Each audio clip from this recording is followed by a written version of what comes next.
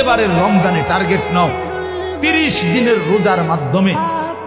দিল থেকে আল্লাহর কাছে এইভাবে 30টা দিন হাতে গুনে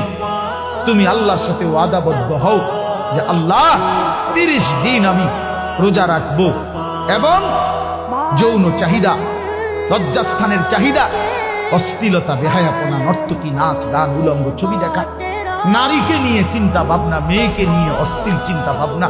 অবৈধ কোনো প্রেম সম্পর্ক, হারাম কোনো রিলেশন, এসব ত্যাগ করে বন্ধু 30টা দিন মনোযোগ দিয়া রোজা রাখো, তারাবি করো, ইফতার করো, সাহরি করো, তাসবিহ পড়ো, তিলাওয়াত করো, কোন আলেম দ্বীনের সাথে উঠা বসা করো, ইমাম সাহেবের সাথে সম্পর্ক করো। ইনশাআল্লাহ দেখবা আল্লাহ চাহে তো 30 দিনের মাথায় আল্লাহ বলেন লাআল্লাকুম তাত্তাকুন, আমি আল্লাহ ওয়াদা দিলাম মোমেন তোকে মুত্তাকি বানিয়ে দেব।